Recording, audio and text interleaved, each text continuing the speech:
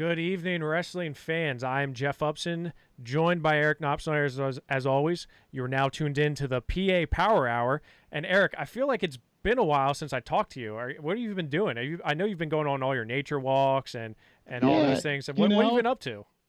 Got a little nice weather. Got to get out. We've been cooped up in gyms. Well, some of us have been. Some of us have been cooped up with their brand new baby. So, you've been doing your thing. I'm trying to get out, get a little exercise, get some sunshine.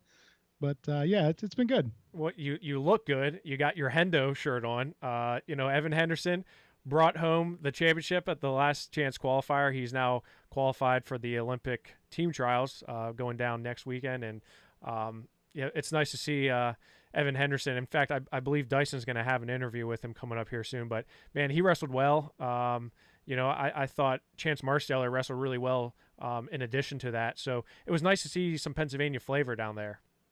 Absolutely. Great time for them.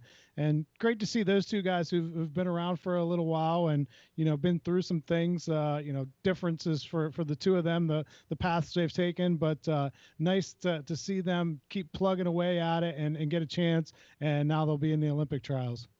So tonight's episode, it's going to be a fun-filled episode. And there's one particular facet of the episode that I'm really psyched about, and that's having Tanner Sewell on from Village Coaching. And Tanner and I have been talking for several months now about what he's developing down in Virginia, and we felt it was just so important to get this message and get this knowledge out to Pennsylvania wrestlers, because how many wrestlers do we know that are going unrecruited, they're not getting looked at, and all these different things. And because of the depth of Pennsylvania, it's very hard. So I'm really excited to talk to him about what he has going on. We're also going to talk about the state dual team tournament that took place at Cumberland Valley this past weekend. And also we're going to recap last night's King of the Keystone that the Nittany Lion Wrestling Club put on, which was a very cool event. So we got a lot of fun for you here tonight, and just looking forward to talking to Tanner. So Tanner, I'll bring you on, brother. How are you doing? And how's weather? Looks nice down there in Virginia. What's going on down there? I think I muted you. You're gonna have to unmute yourself, Tanner. I believe I muted you.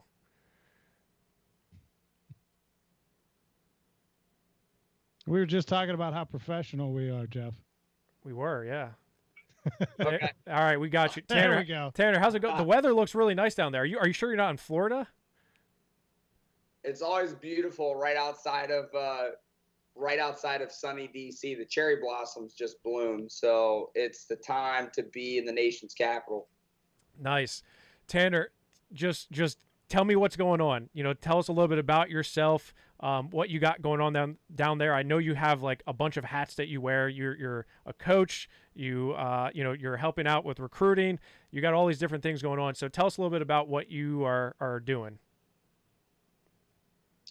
Yeah. So in a nutshell, I've been coaching been a head coach for 8 years, club director for 8 years, and during that time, one of my passions has been helping kids who just love wrestling get to the next level. And, Virginia wrestling is nowhere on the same, playing field as Pennsylvania. A lot of our kids start late in the game, freshman year, but they have typically, at least in our pipeline, our Fairfax Nova pipeline, have really just learn to love it. It's become a lifestyle. They can't see themselves living without wrestling. So when they think about college, they want to do it in college. And a lot of kids don't understand that if you have the lifestyle, the grades, and really, frankly, the love for the sport, there's a place for you at the next level. And I learned that early on as a head coach and a club director. And so I really immersed myself into that world of college recruiting, college wrestling recruiting specifically. And we saw some just really phenomenal things happen. And that's, really where my heart is helping wrestlers achieve their goal of competing at the next level, but in a way that sets them up. Really, essentially just using wrestling as a vehicle for their life. And that's what I'm really passionate about. And I discovered that passion as a head coach and discovered that passion as a club director, both of which I love doing. But I've now taken that system, those lessons that I've learned throughout those 8 years, and now turned them into a curriculum. Right. And you had mentioned the vehicle, right? And you and I have talked about this at length, and there's such a lack of, and you saw it, right? You saw it as a coach, that there was a lack of understanding, a lack of just material, if you will, on how to get recruited. And I believe you said it on your one-page flyer. It says 2% of the top wrestlers actually get like recruited. And in Pennsylvania, that may be a good handful, right? If we have 350 seniors that are looking to wrestle in college, maybe that is the top 100 or whatever, that is in Pennsylvania. Comparatively speaking, though, there's a lot of wrestlers that just aren't getting looks, and they really don't understand the recruiting process. So you had mentioned like the vehicle to kind of get them there. Talk a little bit more about that and how that's come about, because you kind of have, the roadmap, if you will, of navigating through this pretty complicated process, especially for first-time, college students. Yeah, the stat that you referred to is, 98% of wrestlers they're not recruited, or at least highly recruited. And there's a distinction between being contacted, being, emailed, called, and then actually being recruited. There is an actual sort of definition of what does it really mean to be recruited. Coaches are casting out large nets, and they're very busy people with lots of responsibility, not to mention their responsibility at home and, with their families. So they're making calls up to 8 o'clock, 8:30, 9 o'clock at night. And, reality is 98% of wrestlers are not recruited in the proper sense of the term. And there's a significant knowledge gap in terms of how to actually do the process, how to actually wrestle in college. Where do I start? What divisions are appropriate? And ultimately, the real fundamental North Star question that we drive home is, where's going to be the best college fit for you? In other words, if wrestling is out of the picture, God forbid you shred your shoulder, shred your knee, are you going to be happy at this institution? And there's just it's a huge kind of there's nothing there. There's not a bridge to get to the other side. There's resources available that really focus on exposure. And exposure is one part of the formula. It's a 4-part formula, and exposure is just one part of it. So exposure is great, but it's not the end-all be-all. And what I mean by that is, how does an athlete communicate with college coaches? How do they reach out to college coaches? How do they get on their radar? How do they demonstrate their value? Because like I said, if a wrestler has, and we draw the analogy that recruiting is like selling a car, and the athlete is the car, and they're selling their car to a college coach. And there's 5 parts to this car. A kid can be a really good wrestler, but if the other 4 parts of their car are not in check, like if their frame is rusting out, then they're not valuable. They're not a high value prospective student athlete is what we call them. So there's a lot of parts to it. There's gaps in understanding of what the recruiting process is. There's gaps in understanding of how to get on coaches' radars. There's gaps in identification, how to appropriately identify colleges that are going to be appropriate for me. There's gaps in expectation management. And like you said, the culminating fact is that in a state like Pennsylvania, especially where you have high quality wrestlers, so many are falling through the cracks because of those knowledge gaps. So that's where the Recruiting Accelerator program and Village Coaching the program's called Recruiting Accelerator, but the umbrella organization is called Village Coaching, where we come in and really bridge those gaps. What we don't focus on is, paid exposure opportunities and things like that. The reality is athletes can do that stuff on their own, and we teach them how to do it. So we are incredibly unique in the marketplace. I don't know of any other service that's doing what we're doing. And you and I had talked about, and you mentioned it earlier about setting them up for life. And, I keep on going back to watching the NCAAs. They kept on playing that commercial and over that said like 90% of student athletes don't go professional in their sport. And, they had all these, athletes that were, and I remember their names, I remember watching them, and, they're like cardiologist, architect. And you kind of look at it like this with wrestling. You're not gonna, there's a very few number of wrestlers are gonna go compete, let's say professionally, like go to the Olympics or try for an Olympic team, work out an RTC. And you and I had talked about a story of a wrestler who went to Johns Hopkins, right? And giving them the vehicle. Wrestling was that vehicle that got them to that university and that institution that is world renowned. And can you just talk a little bit about those success stories, if you will, of times where you said, wow, look at this kid, he's set up now because he went to Johns Hopkins and wrestling was the vehicle that got him there. Sure. That kid that you're referring to, his name's Elliot Lee. He's a 74-pounder at Johns Hopkins right now. And this story is mind-blowing, frankly. I mean, there's a few stories that are mind-blowing and that really made me realize that, wow, I'm doing something incredibly unique. It's working.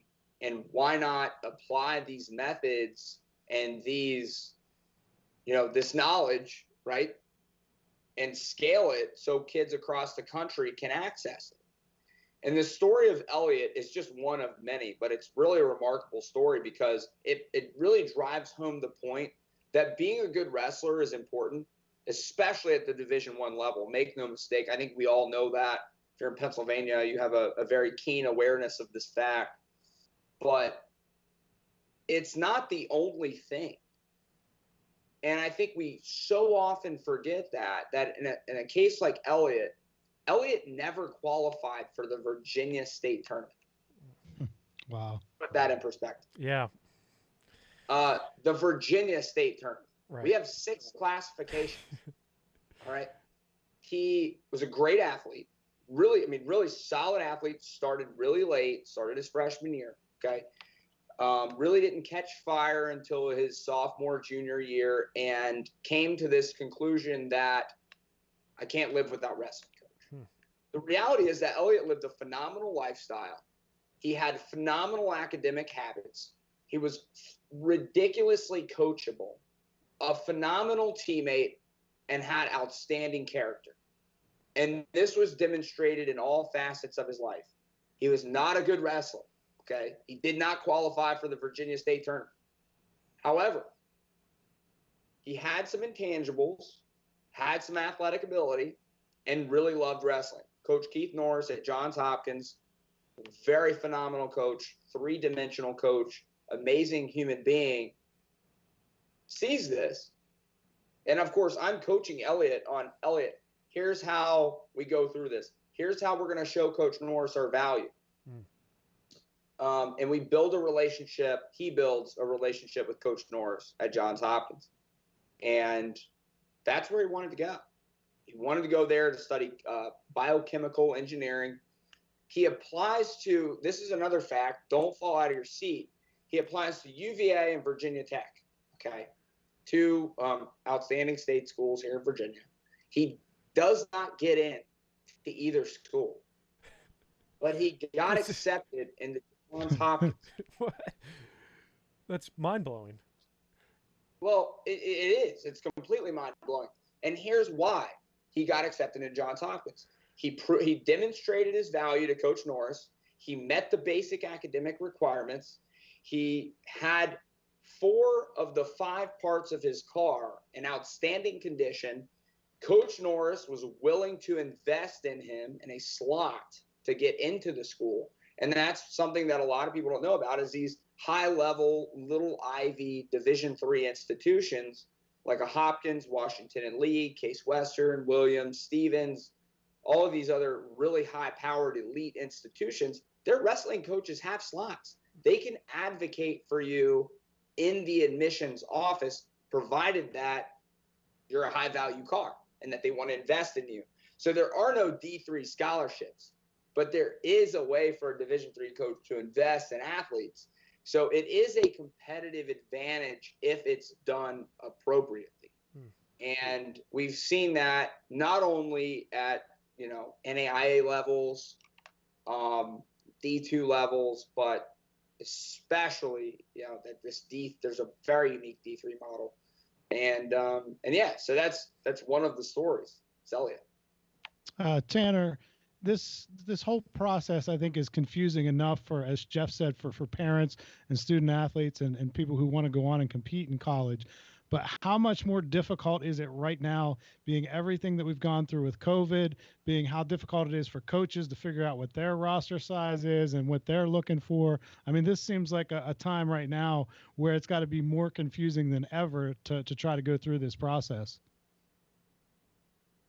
You're 1,000% correct. It is now. It was difficult before, and now it's even more difficult. I was actually talking to Ian Assail the other day, and y'all know Ian, a longtime PA coach, one of my favorite coaches in the country. Always been a huge fan of Ian, and I had a really great phone conversation with him the other day, and he was like, it's great that you offer your coaching calls into the wrestler's college career, because there's going to be a lot of kids in the transfer portal. Because at least our D1 kids, some of them, I mean, they might have taken and visited the campus, but at the D3 level, the D2 level, the NAI level, I mean, those coaches are having free reign right now. I mean, they could do anything and everything they want. They don't have nearly the restrictions that our D1 coaches have. I mean, their hands are practically tied at this point. But yeah, it is more difficult right now, and all the more reason to really invest in something that's going to help you figure out what's going to be the best fit, especially if you're a senior. If you're a junior, I think you're going to be okay. Maybe, depending on how things play out. Yeah. But seniors, at the senior class is really at a disadvantage. So let me ask you this. So I'm let's say a junior or senior. I got 5 parts of my car that are in decent shape. They're pretty good. But I have not received a lot of interest from college coaches. I haven't, gotten a lot of attention, so to say. I obviously haven't been able to visit a lot of college campuses because of COVID. And I go into your website and I look at everything. What should I expect as a student athlete who has a passion for wrestling? Maybe not maybe I'm a regional qualifier in Pennsylvania. Good test scores, good student. I live a good life, but I just haven't been getting those looks. I come to you. What is it that with not going into brass tacks, but what is it that I can expect from something like the village coaching, and what can I expect from in talking to you? Well, the first thing is that if a kid is in that situation, or if they actually are getting recruited, frankly, I think there's value on both ends. But specifically alluding to your example, the first thing is that they can schedule a free 30-minute complimentary breakthrough call with me to just brainstorm and actually determine whether or not the program's a good fit for them. But what they can expect from the program is basically a foolproof step-by-step system to how to find their best college fit. It's foolproof. It's you do X, Y, and Z. The chances of you getting on the radars that you need to be on and getting accepted into the schools that are going to be the best fit for you are significantly more likely. So of course there's no guarantees, right? It really is completely contingent on the effort that a kid puts in. Like it does take a lot of work on part of the kid. And I think that's a misunderstanding. I would call it a myth almost of the recruiting process. I can't tell you how often I hear this. I'm going to let them come to me. I hear that all the time. I hear it at least 3 to 4 times a week. I'm going to wrestle at this tournament, and I'm going to let them come to me. It is the most false belief. It's completely false. It just doesn't work. They don't come to you.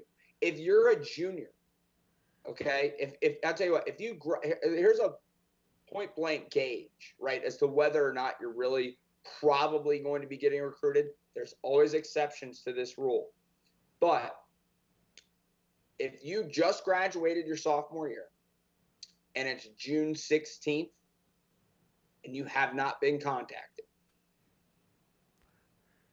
you're not on any Division I radars. Yeah. At least in any significant degree. You might be on a list. You might be on a call list. They might hit you up in the fall, but you're not a high target recruit at the D1 level. Right. If you're all the way into your junior year and it's right now, it's the spring, and you have not been seriously contacted organically, then that method does not work. So it's, unless you're a top 100 kid, the method does not work. The recruiting is a means of self-marketing. Like, you have to market yourself. You have to recruit yourself. That's the only way that it's done to achieve the outcome of finding your best college fit. You can wait around all day and you might get some hits from some schools, right? But some schools might demonstrate some interest. You do really well at a couple tournaments, whatever, you might get some hits. But the question is, are those schools the best fit for you? Are you just kind of waiting for people to come to you and then just kind of assuming that those schools are going to be the best fit, that you're going to be happy at these schools even without wrestling? Probably not. It's not statistically in your favor. So it's about creating the biggest pool that you possibly can, and you being the driver of the ship and picking the schools, right? And then recruiting yourself. Because the reality is that if your car is valuable enough and you're a high enough value prospective student athlete, okay, and of course there's other contingencies outside of your control, like weight class needs, money, if that's in play, all kinds of other stuff. But if those other things match up, you will get recruited. It's just a fact. Tanner, for parents, it sounds like it's almost like they would look at it as sending out resumes. Like, you're not going to just say, hey, I'm going to wait for some job hunter to come and find me before I look for a better job. You're going to be looking and seeing what's out there and say, hey, I'm going to send out a resume and say, hey, I'm a good fit for you. This would be a nice spot for me. 1,000%, Eric. That's exactly right. And Eric, here's the interesting part about this. We're not, obviously job's really important. We're dealing with where a kid's going to spend the next 4 to 5 years of their life. It's going to potentially determine how they set up the rest of their life. So we're dealing with the absolute most important decision that an adolescent can make. And I would say 75 to 85% of families treat it as, I'm going to let them come to me. And I say, well, that's just not a very effective strategy. And Eric kind of hit on this. Eric, can you go back to your recruiting days? Because I remember we used to always talk about this, back when you were recruited, Eric, the differences in today versus back then. My goodness. I mean, I didn't make a decision until after my high school season was over as a senior. Back then it was you wait until the end. And like, I did have a brother who was actually really active in sending out almost like resumes, talk to me about coaches or colleges I might interested in, and he sent some stuff out and, tried to get them to take a look at me being from a small school and, not a household name by any means. But it's just, I mean, now you're looking at it, and if a kid that's really good, as you said, hasn't been contacted as a junior, you're like, okay, you got to get your work, you got your work cut out for you, because these coaches are already on it at that point. It's not waiting until the end of their senior season to make a decision now. Eric, that's another really what you alluded to. Like there's so many kids, I hear this all the time from parents. I have probably 5 to 10 coaching calls, like complimentary breakthrough calls with parents around the country. And one of the things that I often hear is, well, my kid's coach wrestled at, I'm going to say Chapel Hill, and he knows the staff at Chapel Hill really well, or my kid's coach wrestled at NC State and knows Pat, really well, or knows Adam really well, or Donnie. And so they're going to call them for my kid, and then my kid's going to get an in because they know the staff. And I'm like, the reality is this: they don't want to hear from them. The only time they want to hear from the coach is if they're interested in the kid. If they're interested in the kid and the kid shows that they have the value, then they'll talk to the coach. Really. I mean, not in every situation, but in most cases, that's how it is. I can tell you Frank Beasley is a great friend of mine, very close with me, and that's a strategy. He's one of the best recruiters in the United States, and most of the time he wants to talk to high school coaches after he's interested in the kid, and after he's talked to the kid, and after he's vetted the kid. What if the kid is this arrogant, sending an arrogant email? I'm going to be your next national champion at George Mason University. You need to recruit me. Can we talk about my scholarship? Yeah, kids send emails like that regularly, and it's mind-blowing. So what if the kid's a complete, off the wall, and not so, or maybe Frank just doesn't want the kid? He's not going to want to talk to me. Why is he going to waste his time talking to the high school coach in that situation? I mean, their time. I think this is something that we were talking about earlier. Is all coaches, all wrestling coaches, regardless of division, are incredibly busy. But these Division I coaches are just insanely busy in ways that most people will never understand unless they're in the profession. And so this idea that I'm going to send an email to the coach and send this arrogant email, or just one email, why didn't they contact me? Why didn't this person contact me? The number of emails these people receive every day is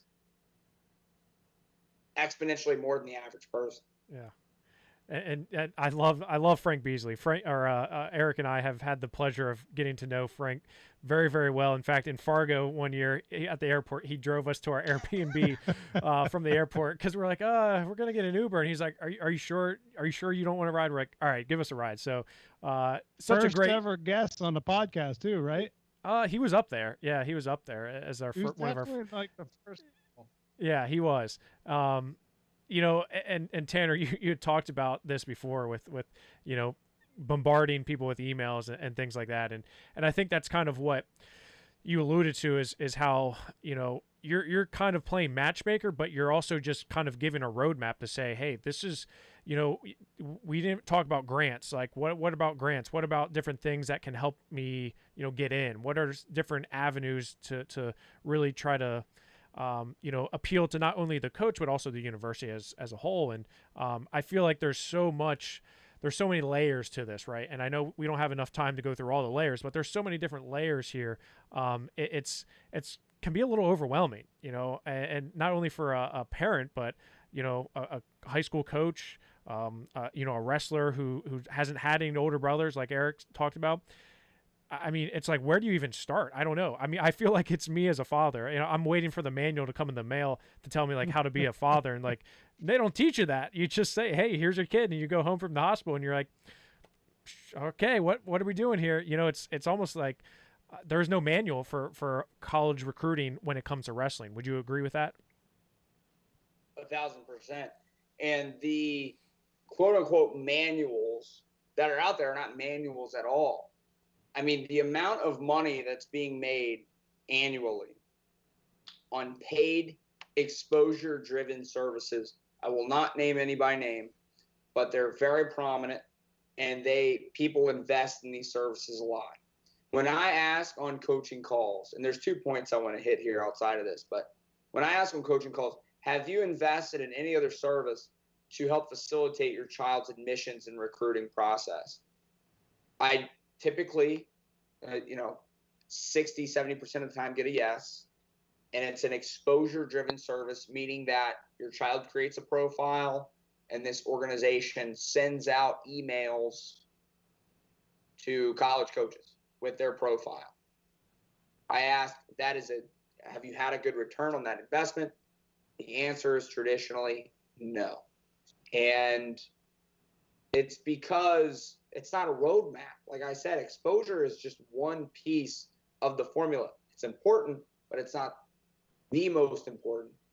And it's about the roadmap, and it's about building capacity with the athletes to be able to do it themselves. Because college coach, as we all know, is not investing in the parent.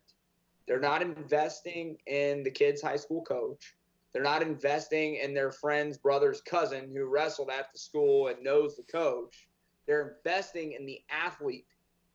And so if the athlete cannot demonstrate the value that's proportionate to the investment, they're not going to get it.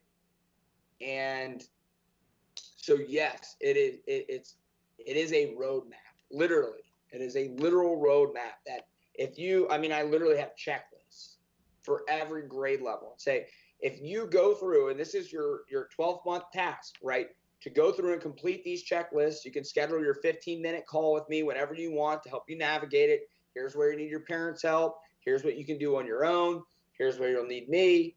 Boom, boom, boom. You go through this, you follow the process diligently, and boom, here's your chance.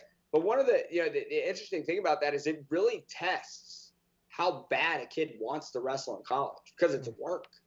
Yeah. And there's a lot of kids who are like, yeah, I want to wrestle in college. Yeah, I want to wrestle in college.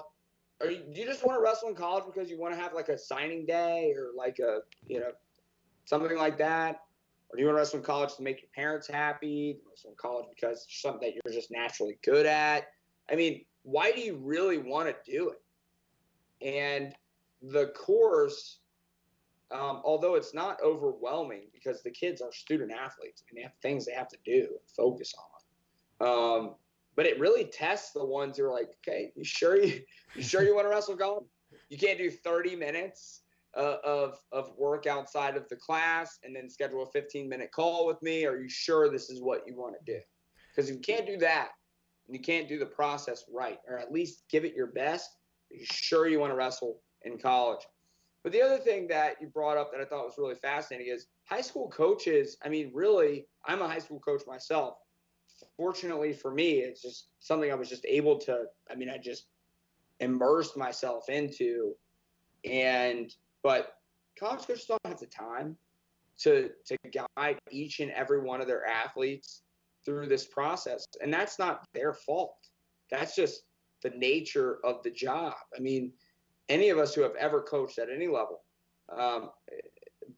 especially, being a head high school wrestling coach, it's just not. I mean, you're getting paid pennies on the job, pennies on the hour. And then, you're supposed to help kids navigate this incredibly challenging, difficult, confusing college recruiting process.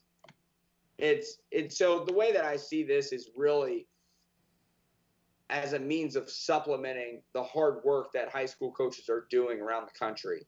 And these high school coaches are really pouring into kids and really doing it most of the time out of who they are and what kind of person they are and the kindness of their heart. And it really hurts to see in some circumstances where all of their hard work isn't done in vain, but like that they, I want to see their kids be able to go to the next level. They want to see their kids go to the next level, but they don't have the time, energy, resources to do that. And so I really see this as a means of saying, hey, let's put all of your hard work on display and showcase it. Let's put it in the marketplace and really shine it up and get it out there so your kids can go to the next level. I love hearing you talk about that, because it makes it less confusing and less complicated when you hear all these different things. And I wish I had this when I was in high school, and I can't imagine how many wrestlers are out there listening and are saying, oh my gosh, like I this is me. I am that wrestler who I want to wrestle in college because I love the sport.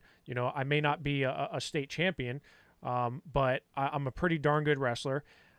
I want to go get a good education. I want to go, do this in my future life. Okay, perfect.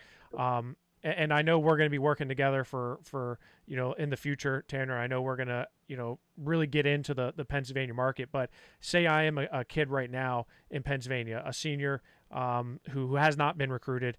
How would I go about getting your services? What do I need to do? What's it look like for me, and where do I go? What do I do? I'm interested. Sure. So the first thing is go to village-coaching.com/schedule and just schedule a call with me. It's a free 30-minute call. There's no commitment required.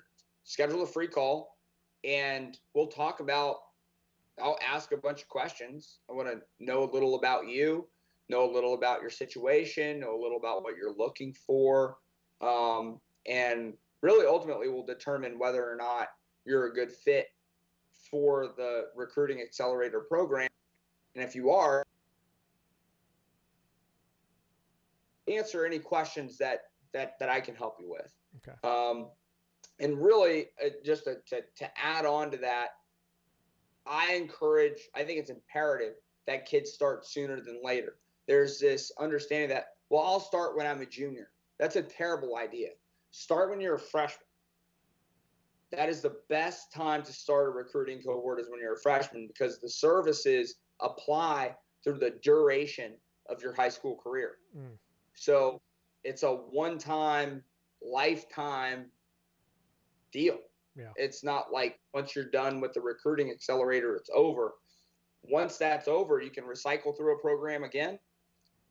Or if you don't want to recycle through a program again and you've got all the resources and assistance and tools and roadmaps that you need, you're still really expected to keep scheduling the 15-minute calls with me really throughout the duration of your high school career, even after a child commits and signs, because there's things that still need to be done after that commitment to ensure the value is upheld, right?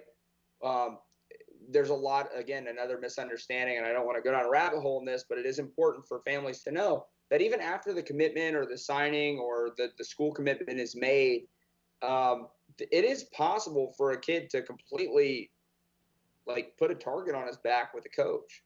If the kid's not turning paperwork in on time, if the kid's not communicating, if the kid's not responding to emails on time, it's not like, I draw the distinction of, it's like leading up to the courtship, right? Or like the engagement. And then once you sign or you commit or whatever, you're married. And then, once you're married, it's married.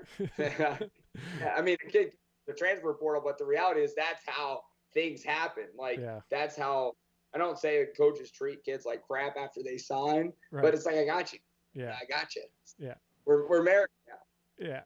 That's a great analogy. I see Eric nodding his head. He's like, "Yep, that's it. I know exactly what you're talking about."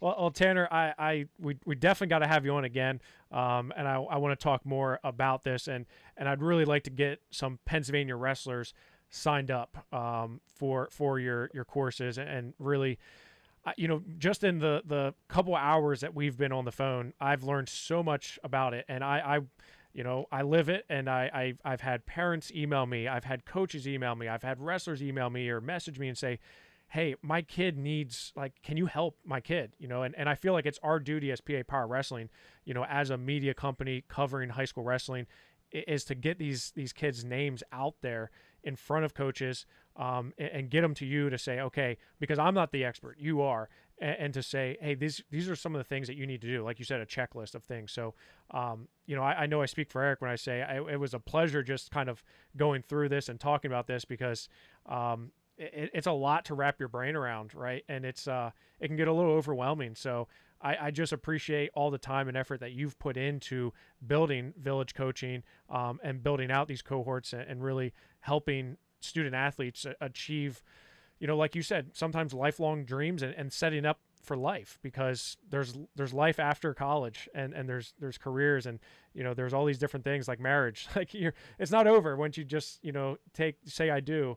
There's a lot more you got to do. So I just appreciate your time here tonight, Tanner, and we're going to look forward to working together, and for everyone listening, we're going to be blasting out some information for you. So don't think this is just a one and done. And, we're going to give you all the information, where you need to go, what you need to do, and things like that to help guide you, because, there's a lot of Pennsylvania wrestlers out there that I know are going to fall through the cracks. And that's kind of what we're trying to avoid. So Tanner, thank you very much for all your work.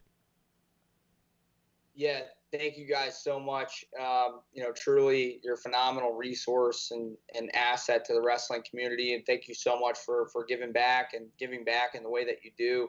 I'm really grateful for the relationship that I have with you guys, and I'm really looking forward to continue to work with you and help some kids out in Pennsylvania. So I'm very grateful for what you guys do as well. Awesome. Thank you very much. Thanks a lot, Tanner. See you guys. Appreciate it. Thank you, Tanner. So Eric, and it's funny when we talk about recruiting, and it's, like you talked about when you were in going into college versus like when I was going into college. I mean, there's just there's such a gap there, right? There's a gap there. And I always publish those top recruiting classes of, 2021, 2022. And there's normally like 300 names on that list. And I would say only 100 to 150 of them are at the end, they're actually, have a college name next to them, because there's just so many good wrestlers that I believe fall through the cracks in Pennsylvania. And when I met Tanner and talked to Tanner back in December, as soon as he said it, it's like a light bulb went off in my head. I'm like, oh my gosh, like I immediately thought of like 5 wrestlers' names off the bat that I knew would benefit from a program like this, because there's not a whole lot out there. So I don't know. What were your thoughts, Eric? Well, like you said, I mean, there's so many opportunities out there that I think go unrealized, both from the guys who want to wrestle in college and don't end up doing so for one reason or another. And frankly, there are a lot of schools out there that want to find these kids. Yep. I mean, I've got a lot of college coaches, not necessarily Division I coaches, but lower levels that are contacting me and saying, hey, do you have anybody, like, we're out of state and we've got a great opportunity for some kids, but they just don't know about us because we're not right in their backyard. And I don't want to go down a rabbit hole with this, but I feel like there's a misconception here in Pennsylvania that I'm a Pennsylvania wrestler. I'm going D1, right? I'm absolutely going D1. I won a PA state title, or I'm a PA state medalist. And the reality is there's only a certain amount of scholarship money available to wrestlers in college that, yes, Pennsylvania historically has a larger amount of Division I wrestlers. There's no doubt about it. But when it comes down to the numbers, we have 8 state medalists in 13 weight classes in 2 different classes. Not all of those state medalists are going to go Division I. And I feel like there's always this kind of, I don't know, I want to call it a misconception, but there's a lot of people who say, I'm too good for D2, or I'm too good for D3.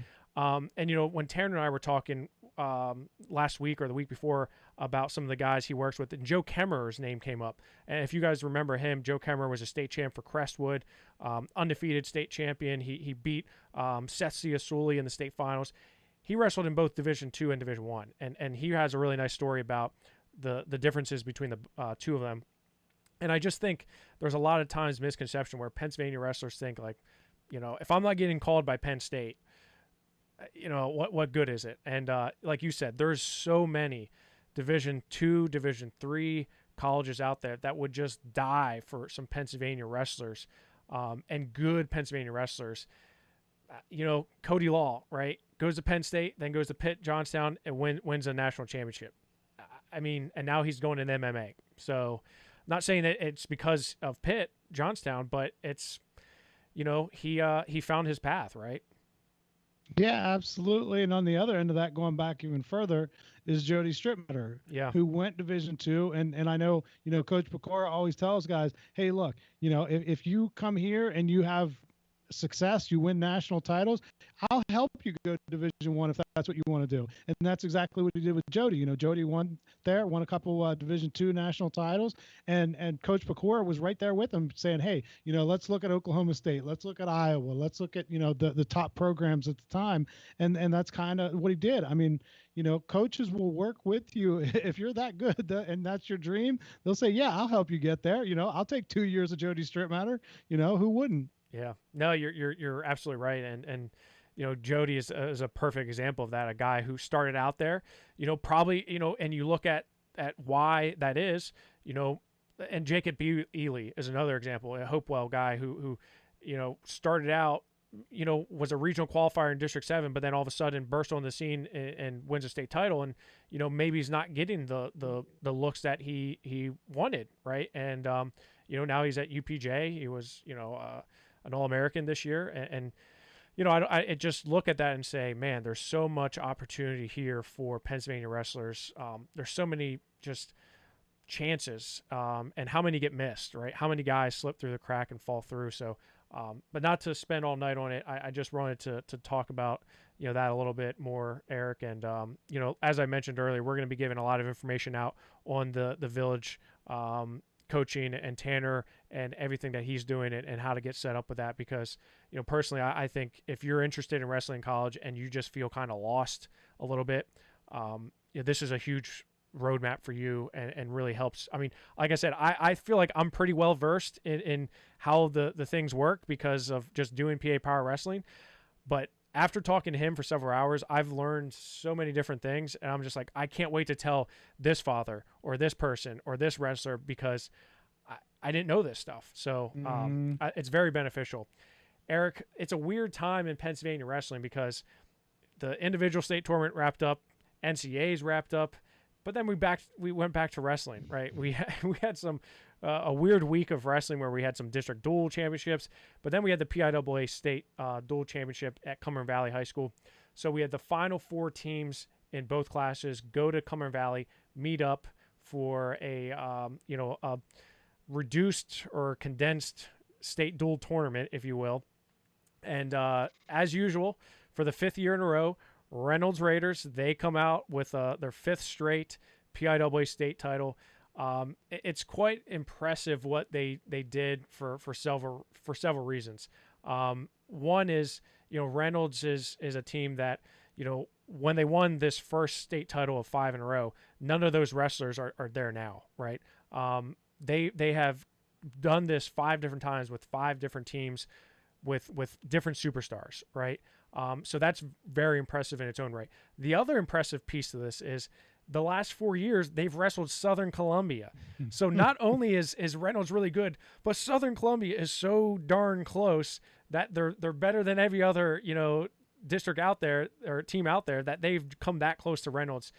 I mean, if you look at this, Eric, it's like good for Reynolds, but also good for Southern Columbia. Oh yeah, Southern Columbia has been phenomenal. It's got to be really frustrating for them that they can't quite get over that Reynolds hump. They're close, but just can't quite get over that. But some great action there this weekend at Cumberland Valley. So if you look at the quarterfinals, so Reynolds beats Forest Hills, Burrell beats Chestnut Ridge in a great 32-31 match. We talked about that on More Up last week. Southern Columbia beat Notre Dame Green Pond. Boiling Springs beat Lackawanna Trail. And then in the semifinals, Southern Columbia beat Boiling Springs 31-22. Not a huge surprise there. And Reynolds beat Burrell 35-30. Burrell had a heck of a tournament, I thought. I thought giving up a forfeit every single dual meet, regardless. Already down 6. I thought they wrestled Reynolds very, very well. At the beginning, it was looking pretty good. Nick Salerno got a win over Kane Kettering. Aaron Edwards got a major. Ian Oswalt got a major on Alex Ishko. And after those 3, I'm thinking, man, Reynolds is in a little bit of a trouble here. AJ Corrado got a major, but then the biggest match for me was Jaylen Wagner of Reynolds at 160 pounds. He pins Damian Barr. It was 3-1. He gets a reversal in the 3rd period, turns him to his back, and pins him with like 13 seconds left in the match. That was a huge, huge swing for Reynolds, and really I think that was probably the determining factor of why Reynolds was able to win that match. Reynolds did forfeit 126 after Gary Steen picked up a pin over Nico Farah at 120 pounds, but really good wrestling there from Burl and Reynolds, Eric. Yeah, and as you said, that pin by Wagner, in the end, those 3 points might not have made the difference, but I mean, there's definitely momentum in dual meets, and that clearly put the momentum on Reynolds' side. And if they weren't already feeling invincible after 4 straight titles, when you get a situation like that, you're like, okay, yeah, this is why we've won 4 straight titles and why we're going to win a 5th, because you get moments like that you get that pin that really kind of gets you going. And I feel like every year they have somebody like that. Every year they have somebody that delivers in those high pressure, high need moments. And Jaylen Wagner just he was one of those guys that delivered for him. And you go into the finals, 31-22. Reynolds won that. It started off with 3 wins in a row for Southern Columbia. So Ian Yoder gets a major. Patrick Edmondson gets a pin over Clayton Rhodes. Brandon Gedman has a very good win over Alex Ishko, 5-1. And then Kayden Berger and Garrett Garcia match up at 160 pounds. Now, Kayden Berger, 3-time state medalist, senior. Garrett Garcia, the youngest of the Garcia brothers. Kayden Berger goes to ultimate tiebreaker with him, beats him 4-3. That was a pretty big match, right? I feel like that was a huge one. That was a huge win for Reynolds, because it stopped the bleeding. Because you knew from Southern Columbia, 138 through 189 are really, really solid. You go from Garcia to Wesley Barnes. So if you didn't get one in there between 138 and 189, you're that backside, you're putting a lot of pressure on those guys to get bonus points. So Kayden Berger getting that win was huge, because then Gavin Garcia pins Jaylen Wagner. Wesley Barnes decisions Dora DeCarmen 7-3. And Cole Toy had a tough match with Colin Sharo at 215, 5-4. That kind of switched things up for me when I saw that. Guy John Danello gets a pin at 285. Logan Hammerschmidt, who I thought really wrestled well throughout the individual and team postseason, got a fall at 106.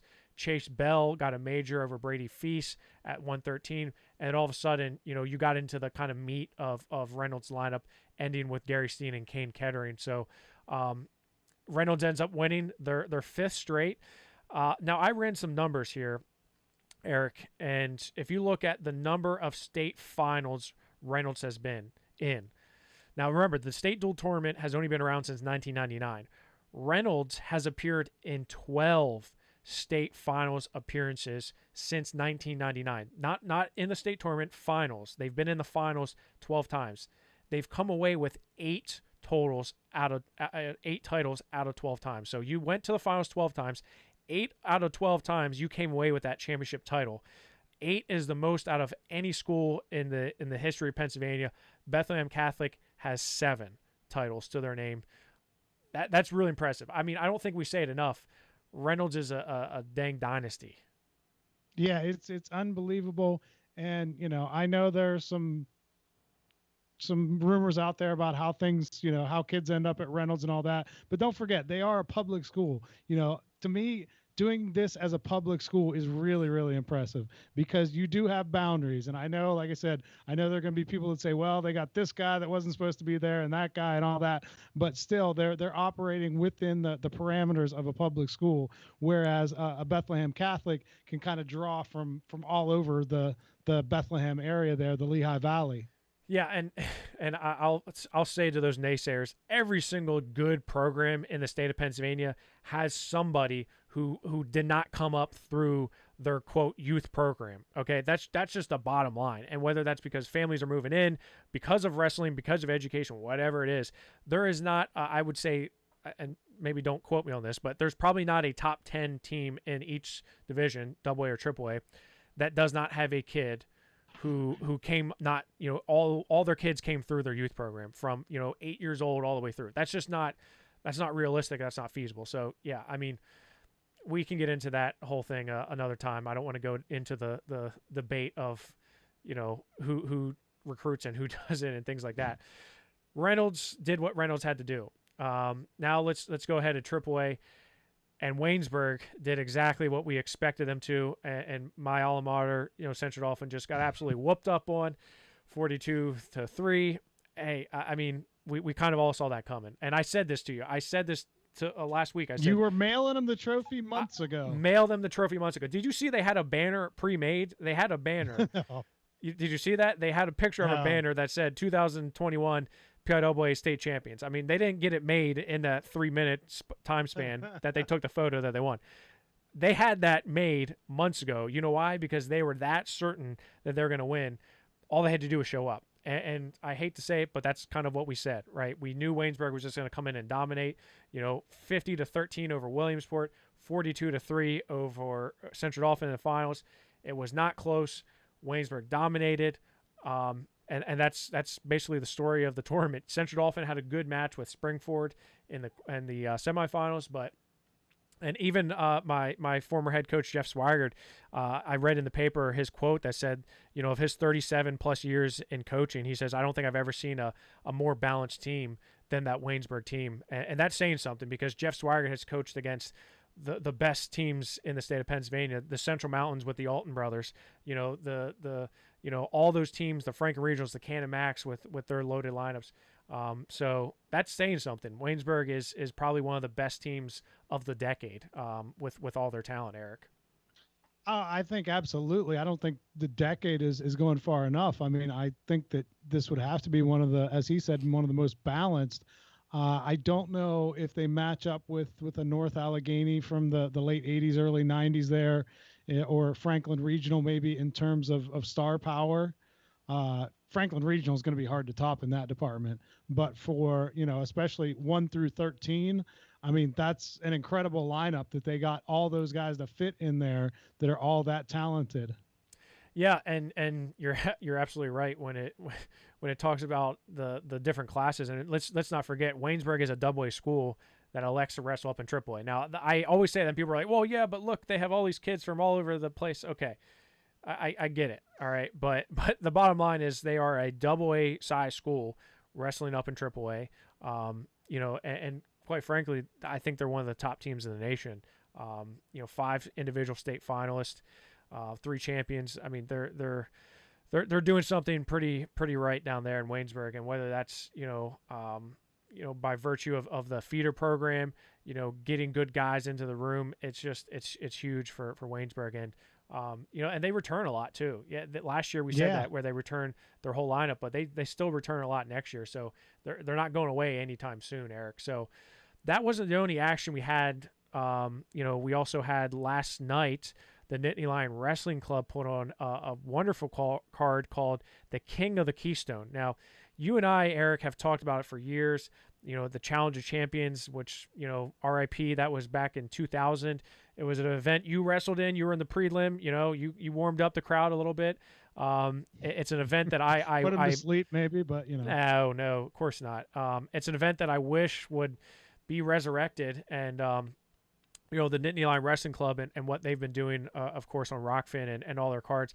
They put together a card last night that I thought was a great matchup, and it was called the King of the Keystone.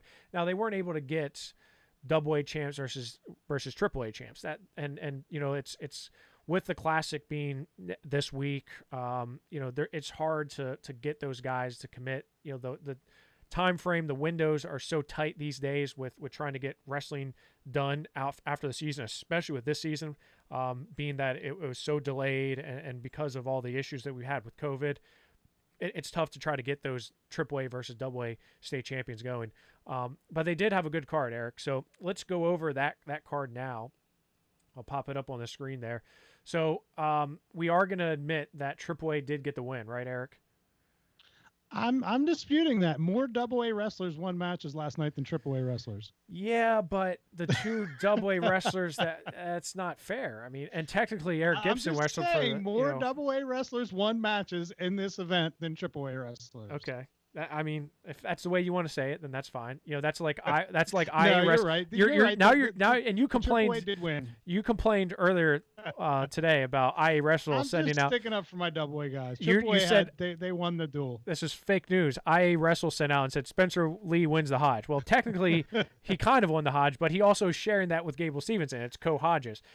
By you saying AA had more winners. I'm just kidding. I freely admit that the AAA won the duel. We got to be careful because if Greg Warnock's listening, he's. I don't know if you heard the last show that we did, Eric, but he was all over you. Talking about Toy Story. I don't know if you watched it. Did you not watch it? Because I didn't see it. I missed it. Wow. So wow. Go back and watch it, Eric. Go back and watch it, and you may be singing a different tune when it comes to Greg Warnock. Just saying. Wow, and he came after me last night in the group text. Wait. I didn't know he was bashing me publicly. Now. Oh yeah, publicly. Oh yeah. Wow. Go back and watch it. It's good. The king of the Keystone. I'm gonna have a hard time saying that. The king of the Keystone, 113 pounds. Cooper Hornack from Burrow beats Tyler Chappell from Seneca Valley 3-1. Tyler Chappell. It was very similar to his state semifinals with Kayden Williams. He's on bottom. He's having a hard time getting out. He going back and reaching for the head, almost getting a defensive fall, but unable to get out. Cooper Hornack, freshman from Burrow, state runner-up this year to Louis Gill. He's able to get the 3-1 win. I thought that was a good match. Mason Gibson versus Aiden Lewis. Now, this was 130 pounds. Mason Gibson weighed in at like 124. Aiden Lewis a little bit higher. But Mason, I thought, had a little bit of trouble with Aiden Lewis, who got the opening takedown. But Mason does what he does best, and that's win. He won 4-3 in that match. Eric, what were your takeaways from watching Mason there?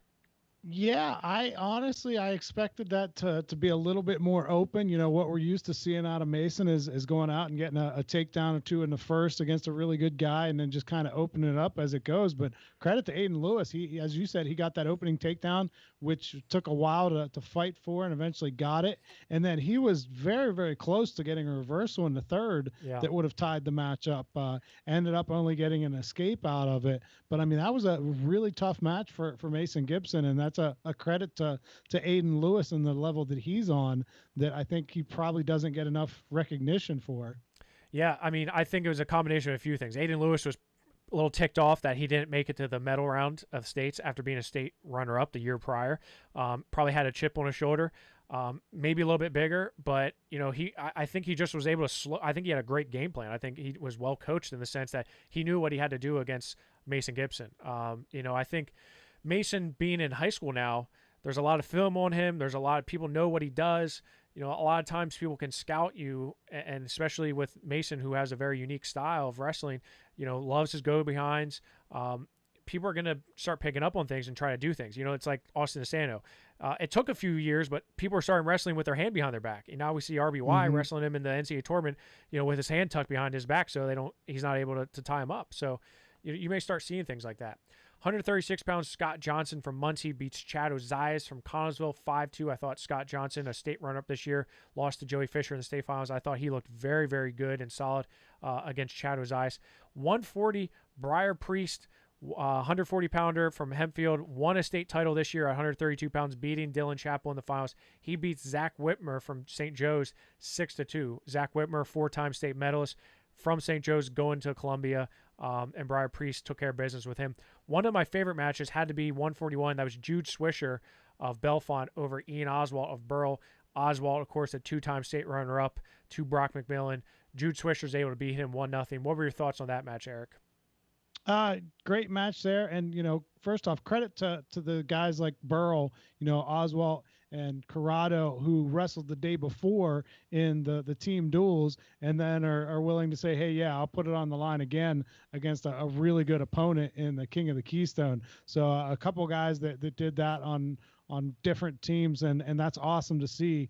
As you said, whenever guys are sometimes like, well, maybe I don't want to wrestle in an all-star match right now, season just ended, got freestyle coming up, whatever, these guys are willing to go out there and put their toe back on the line right away again. Yeah, it's actually really nice to see that because a lot of times you win a state title or you do something really well and you just kind of like, I'm going to go into cruise control. 142 pounds, Dylan Evans had a 8-through win over Amon Ol from St. Joe's Academy. Another really good performance by Dylan Evans. I think, he's kind of a sleeping giant. We saw him knock off Kyle Houseman at the state tournament, come back, take fourth. I think he's going to be a force in the next 2 years. I think he's a state title contender in the next 2 years of high school. 150 pounds, Levi Haynes over John Altieri, 8-1. That was a very impressive performance by Levi Haynes. And Levi Haynes is one of the best in the state of Pennsylvania. I put him, Dayton Pitzer, they're especially in Double-A. Levi Haynes is absolutely a stud. Whoever lands him in his college is really getting a gem there because he made John Altieri look, not like a state runner-up and a guy who's going to Clarion as a highly touted wrestler. Levi Haynes just really poured it on him. Yeah, Haynes is one of my favorite guys to watch. He's just phenomenal. And every time I see him, and I think about that bracket last year, it was because he beat Jackson Arrington, who I think belongs in that conversation you're saying about for sure best guys in the state, Double-A or Triple-A. He beat Arrington last year, and then Crookham beat him. So I mean, what a bracket that was, huh? At the state tournament last year. That was an incredible tournament.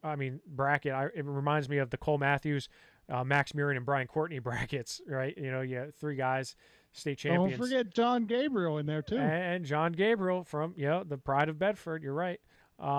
So 158 pounds, Panera Johnson really looked good against Michael Dugan of Boylan Springs. Panera Johnson, of course, a 4-time state medalist from Erie Cathedral Prep, going to Iowa State, really poured it on, got a major 15-6. Man, he's just a lot of fun to watch, and I think he's going to excel at the next level. I really do, especially once he gets into a college program.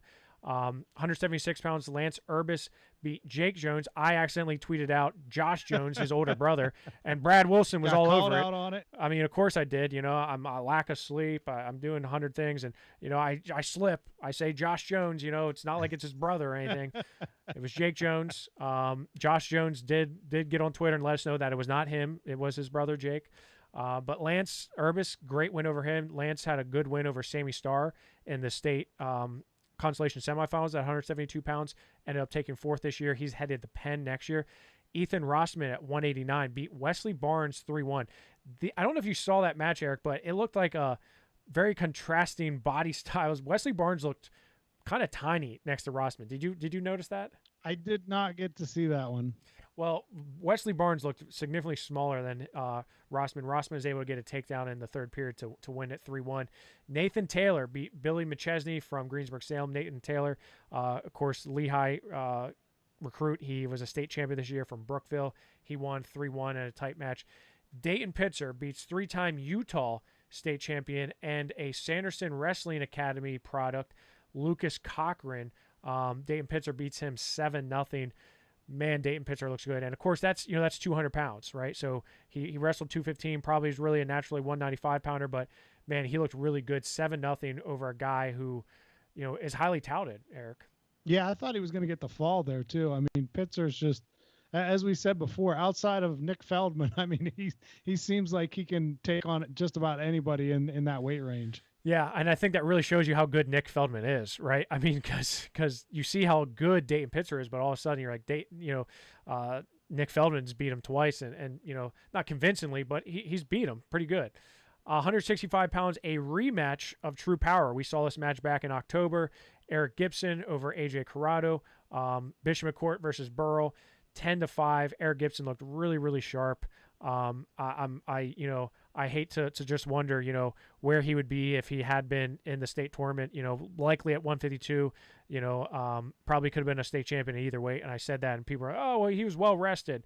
Look, he's beaten Avery Bassett before. He's beaten AJ Corrado before. He's beaten Grant McKay before. Like, I don't care how long he's been off. In fact, I think that's actually not a good thing, right? No, because absolutely not. So take it for what it is. I'm standing by. Eric Gibson would have been a state champ at either weight had he been able to wrestle. So good action there at the Nittany Lion Wrestling Club last night, Eric. And, we may have something up our sleeves. Be on the lookout. Let's just put it there. We'll be on the lookout for something coming from PIAA Wrestling. Really excited about it. I know you are really excited about it, Eric, and we'll be telling you about it real soon. So don't you worry. You're gonna have to hold on to your chairs just a little bit longer. Greg Warnock and I are gonna be doing a War Up episode on Wednesday. So make sure Can I call in and yell at him? Yeah. Oh yeah. Absolutely. I gotta find out what he said first. Yeah. Go back and listen to it. Watch what he said so you can have a proper rebuttal. But yeah, I would definitely come in and talk to Greg about some of the things he said to you. But that's coming up Wednesday. We're going to have some folks from Waynesburg on to talk about the championship title. And, of course, we're going to preview the Pittsburgh Wrestling Classic that's going down on Friday. So a lot of good stuff coming this week and some big news from PA Power Wrestling coming as well. So make sure you stay tuned in to PA Power Wrestling. Eric, any closing remarks, thoughts, questions, comments, concerns? Just a fun episode. As you said, we got to learn a lot from Tanner about what's going on with the recruiting process and how guys can get some help, and gals presumably, with how they can look to move on to their college career. So I thought that was really some interesting info that he was able to pass along to us. Yeah, the word that comes to mind is insightful, right? It was very insightful, and I'm telling you, just in talking to him for the few hours that I have over the last couple of months, he knows his stuff, right? He's going to help out a lot of wrestlers. They just have to take advantage of it. So don't worry, we are going to get you all that information on how to start that process. Again, he had mentioned you get a free consultation. You can just call and set up a 30-minute call, and he can just walk you through. And what he told me was, he's like, not everyone that calls is a right fit. Maybe it's a kid that's hey, I want to go Division I, and I don't care about other divisions, and maybe it's somebody who's just they don't fit, right? So make sure you definitely look into that, and again, be on the lookout for that information, because we'll be providing that for you. So Eric, you better go back and watch that War Up episode so you can find out what Greg said about you. I'm coming for you, Warnock. Okay, you're heard here first. Thank you for tuning in to the PA Power Hour. You keep it classy, wrestling fans. We'll talk to you very soon. See